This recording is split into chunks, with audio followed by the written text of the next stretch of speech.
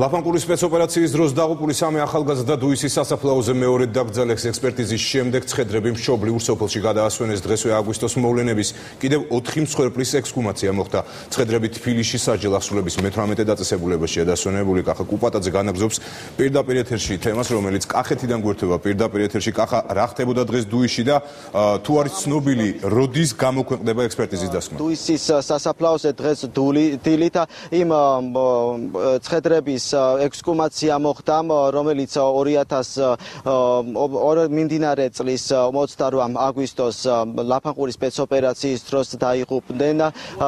აღსანიშნავია, რომ აღნიშნულ პროცესს უშუალოდ თვალყურს ადევნებდა ადგილზე დამოუკიდებელი ექსპერტი რუსუდან ბერიაშვილი. ექსპერტის განცხადებით, მიუხედავად იმისა, რომ 8 თვეა ამ შემთხვევიდან გასული, შესაძლებელია გარკვეული დეტალების დადგენა ამ ეტაპზე მაინც მოხდეს. ამების ექსპერტიზაში ცოტა მოგვიანებით ჩავერთე, თუმცა დავესწარი ბოლო გვამის, ერთ-ერთი გვამის ექსპერტიზას თავიდან ბოლომდე. დანარჩენი გვამებიც ჩემი თვალით ვნახე, შემიძლია დავადასტურო, რომ ისინიც გამოკვლეულია დეტალურად. გარდა ამისა, აღებული მასალა არსებობს, რომლის გამოკვლევაც გრძელდება ლაბორატორიებში და ექსპერტიზის დასკვნა დადებს ყველა ამ გამოკვლევის შედეგს. ლიკვიდირებულთა მშობლები დამოუკიდებელ ექსპერტს რუსუდან ბერიაშვილს ნდობას უცხადებენ. გარდაცვლილთა ოჯახის წევრებს აინტერესებთ, შესაძლებელი იყო თუ არა დაჭრილი ახალგაზრდების სიცოცხლის გადარჩენა ლოპოტის ხეობაში. მაინტერესებს შეიძლებოდა თუ არა გადარჩენა ჭრილობის მიღების შემდეგ თავის დროზე სამედიცინო დახმარება გაეწიათ. დანარჩენი კიდევ ფაქტიურად შეიძლება ითქვას, რომ ცნობილია ექსპერტი. მთავრობა და ექსპერტი თავისას გააკეთებს. მაგათ ნამუსია, მაგათ ადამიანობაზია ყველაფერი. ვერაუთქვა. იტყვიან, სიმართლეს იტყვიან, ფასიც ექნება გამოძიებასაც და მთავრობასაც არ იტყვიან, ჩემი შვილი გვარი ეხლა საფლავში მაგას არაფერი ეშველება. აღსანიშნავია, რომ წინა ხელისუფლების დროს საგამოძიებო მასალებში არსებული ექსპერტიზის პასუხები არ აღმოჩნდა, რის გამოც განმეორებითი ექსპერტიზის ჩატარება გახდა საჭირო. შეგახსენებთ, რომ ლოპოტის ხეობაში სპეცოპერაცია გასული წლის 28 აგვისტოს დაიწყო, რომელსაც 4 ჩეჩენისა და 3 ქისტის ახალგაზრდის სიცოცხლე ემსხვერპლა. სწორედ ამიტომ მიმდინარე წლის 8 მაისს პირველი ეტაპი საფლავების ექსჰუმაციის გაიმართა. როდის გახდება ექსპერტიზის პასუხი საზოგადოებისთვის ცნობილი, ამ ეტაპზე უცნობია. მადლობთ კახა კუპატაძე საუბრობდა მეცხრე არხის პირდაპირ ეთერში კახეთიდან.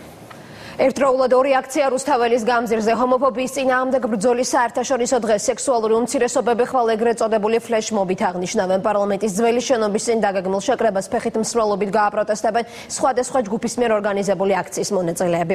მათ შორის იქნებიან სასულიერო პირები. პრობლემების მოგვარება თუ თემით სპეკულირება სექსუალურ უმცირესობათა ხვალინდელი დემონსტრაციის მიმართ უარყოფითი დამოკიდებულება აქვს საქართველოს პატრიარქს. ილია მეორე აქციაზე ნებართვის გაუქმებას ითხოვს. სიტყვა ჰომოფობია არაკორექტული იდეოლოგიური დატვირთვის მქონე კლიშეი არლიყია, რომელიც გამოიყენება როგორც არაკეთილსინდისიერი, პოლემიკური ხერხი манипуляციური მიზნებისთვის. სექსუალური უმცირესობების წარმომადგენლები დღეს სიტყვა ჰომოფობიამ გააღიზიანა. მათი თქმით, LGBT ადამიანების არსებობას ეგუებიან, თუმცა პროპაგანდა მიუღებელია. ჰომოფობიის წინააღმდეგ დაგეგმილი აქცია დღეს 12-მა არასამთავრობო და პოლიტიკურმა ორგანიზაციამ გააპროტესტა. მისევე როგორც ამერიკის შეერთებული შტატების მრავალ შტატში არის აკრძალული მათი შეკრებები, აგიტაცია, პროპაგანდა, ასევე აიკრძალოს საქართველოშიც. გემნილების მანდით არიან შემოსილები, ხო და სინამდვილეში გრანტებს იღებენ, ეს არის სპეკულაცია. მართლმადიდებელ მორწმუნეთა ჯგუფმა პრემიერ-მინისტრს ჰომოფობიის წინააღმდეგ დაგეგმილ აქციაზე პოზიციის დაუყოვნებლივ დაფიქსირებას თხოვა. მათ ხოვნას ადამიანის უფლებათა დაცვის ასოციაცია შეუერთდა. ისინი უნკერთა საფლავებსა და 9 აპრილის მემორიალთან სექსუალური უმცირესობის აქციის გამართვას აპროტესტებენ. შეიკრიბონ, ნუ გამოიყენებენ იმ ადგილებს, სადაც წმინდა სისხლი დაღვრილა. ამისთანა უზნეობის სახელმწიფო პროპაგანდის რანგში აყვანა ჩვენ დაუშვებლად მიგვაჩნია.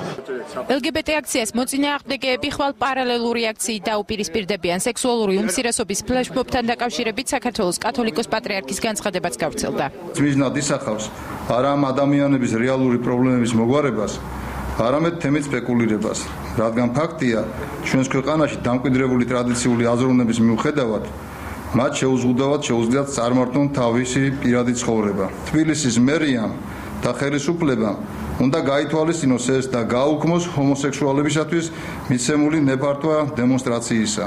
მით უმეტეს, რომ დღეს მთელს ქვეყანაში საყოველთაო გლოვა მოყვასისათვის თავგანწირული ვაჟკაცებისა. დეკანოს თეოდორე გიგნაძის თქმით კი ხვალ რუსთაველის პროსპექტზე დაპირისპირების თავიდანაცილების მიზნით გავა. ჩვენ ამ ყველაფერს აღუდგებით, მაგრამ ეს ქრისტიანული პროტესტი, ესეთია უარი ცოდვას, მაგრამ არ მერჩით ადამიანს. სამოქალაქო ჩართულობის ცენტრი ორივე აქციის მონიტორინგს გეგმავს. მოვუწოდებთ ორივე მხარეს, რომ თავის შეიკავონ ყოველგვარი ექსცესებისაგან, რომელიც შეიძლება შესაძლოა მოყვას მსგავს აქციებს. პატრიარქის განცხადებას დღესვე უპასუხა მერიამ. შეკრებისა და მანიფესტაციის ჩატარებისას ხორციელდება მხოლოდ თვითმმართველი ერთეულის შესაბამისი ორგანოს წინასწარი გაფრთხილება და მასზე ნებართვის გაცემა არ ხდება. შესაბამისად აღნიშნული გაფრთხილებები თბილისის მერიის მიერ მიღებული იქნა მხოლოდ ცნობად და განცხადებლებს განემარტათ შეკრებისა და მანიფესტაციის შესახებ საქართველოს კანონის განსაზღვრული უფლებამოვალეობანი. ეს საკითხები არ შეიძლება გადაწყდეს უმრავლესობის შეხედულებების შესაბამისად უმცირესობას ყოველთვის აქვს უფლება იყოს უმცირესობაში. სახელმწიფოს როლი პრინციპში აქ გამოიხატება ერთ მთავარ ფუნქციაში ერთის მხრივ რომ ხელი არ შეუშალოს თავისუფალ მშვიდობიან შეკრებას, ხოლო მეორეს მხრივ თუ კი მშვიდობიანობის ფარგლებს გაცდა აქცია, შემდგომ უკვე უფრო აქტიური როლის შესრულებაზე გადავიდეს და უზრუნველყოს როგორც ერთი ჯგუფის, ასევე მეორე ჯგუფის უსაფრთხოების უზრუნველყოფა.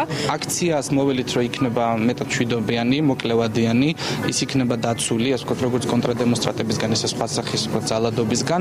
მისი მიზანი არ არის რაიმეს აღნიშვნა და ზეიმი, არამედ ეს არის იმ ტკივილზე, იმ ძალადობაზე საუბარი და თქვენი ყურადღების მიპყრობა, რომელსაც ეს ადამიანები ყოველდღე განიცდიან ცხოვრების ყველა სფეროში.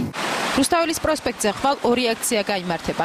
ფილარმონიასთან პროტესტს სექსუალურ უმცირესობას გამოუცხადებენ, პარლამენტის შენობასთან კი ჰომოფობიას დაკბობენ.